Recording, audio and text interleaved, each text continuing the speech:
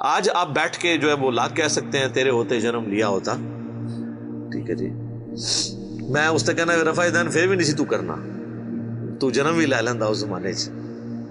ظاہر ہے جی معاشرے سے ٹکرانا بڑا مشکل کام ہے، بات کرنا آسان ہے نا۔ تو اس پہ ایک میرا کلپ بھی ہے، تیرے ہوتے جنم لیا ہوتا، جس میں نے وہ صحیح مسلم کی حدیث بیان کی تھی۔ آپ صحیح مسلم میں جا کے نا غزوہ خندق والا چیپٹر کھول لیں تو آپ کو یہ حدیث مل جائے گی۔ حذیفہ ابن یمان رازدار رسول، جو حضور علیہ السلام کے قریبی ساتھیوں میں سے بھی تھے، ان کے سامنے چند تابعین نے کہا کہ حضرت کتنے آپ خوش نصیب ہیں، حضور کا آپ نے دور پایا ہے، کاش ہم بھی اس زمانے میں ہوتے تو جس طرح آپ نے حضور کے ساتھ جنگیں کی، آپ کے ساتھ مل کے آپ نے دین کا کام کیا، ہم بھی کرتے۔ تو حضرت حذیفہ نے کہا یہ اتنا آسان کام نہیں ہے، اس طرح کے دعوے نہ کرو، آج یہ بات کرنا آسان ہے نا۔ تو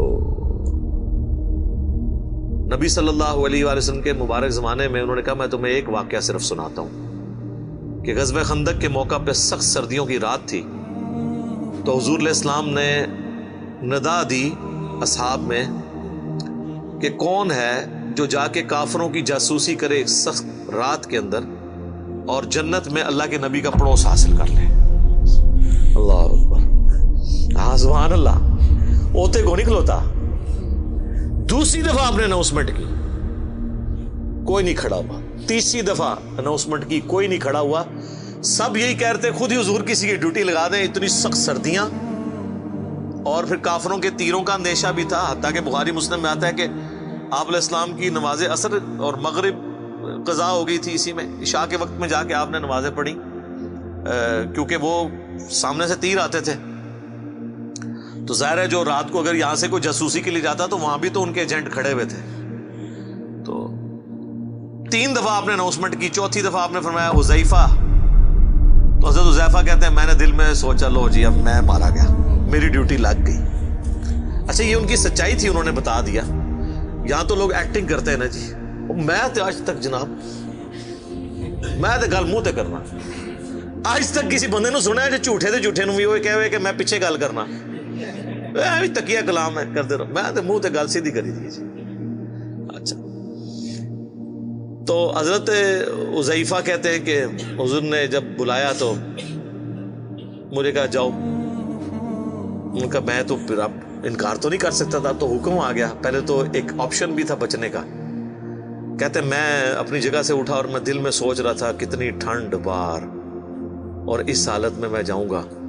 کہتے ہیں اللہ کی قسم جب میں اپنی جگہ سے اٹھا مجھے یوں لگا مجھے کسی نے نا کوئی کمبل اڑا دیا ہے، نہ نظر آنے والا، اور میں ایک گرم حمام میں داخل ہو گیا ہوں۔ یہ معجزہ ظاہر ہوا۔ اور کہتے ہیں میں سخت سردیوں کی رات میں اسی طریقے سے باہر چلا گیا، جا کے میں نے جاسوسی کی، اور کہتے ہیں کہ ایک لمحہ آیا کہ ابو سفیان میرے ایک تیر کے نشانے پہ تھا، تو میں نے کوشش کی کہ میں اس کو ادھر ہی مار دوں، لیکن مجھے حضور کی بات یاد آئی، آپ نے بھیجتے وقت کہا تھا کہ دیکھنا کسی پہ تیر نہیں چلانا، کوئی نواں ماز نہ کھول کے آ جائیں، ایک کام نہ کریں۔ تو کہتے ہیں پھر میں رک گیا، ابھی حضور نے منع کیا۔ ظاہر ہے پھر رات کو جنگ چھڑ جاتی، پھر ایک نیا، ظاہر ہے یہ دیکھیں ڈسپلن تو نہیں لوز کرنا نا، جو لیڈر ہے اس کے اس مشورے کو لے کے چلنا ہوتا ہے جس طرح وہ کہتا ہے۔ کہتے ہیں میں خیر واپس آیا، کہتے ہیں جیسے میں حضور کی مجلس میں داخل ہوا تو یہ تھرو آؤٹ ایک نہ نظر آنے والا ایک گرمائش والا کمبل جو نظر نہیں آ رہا تھا، جس سے مجھے ٹھنڈ نہیں لگ رہی تھی۔ جیسے میں اپنا وہ کام پورا کر کے حضور کو آ کے پوری مخبری کی کہ یہ اس وقت وہ تیر کمان رات کو بیٹھ کے تیز کر رہے ہیں، اتنے لوگ ہیں، اتنے یہ ہیں، آگے حضور صلی اللہ علیہ وسلم کو خبر دی، تو جیسے ہی میں فارغ ہوا تو مجھے پھر ٹھنڈ لگنا شروع ہو گئی، تو حضور علیہ السلام نے اپنی مبارک چادر مجھے اڑا دی۔ تو یہ وہ پوری حدیث ہے تیرے ہوتے جنم لیا ہوتا۔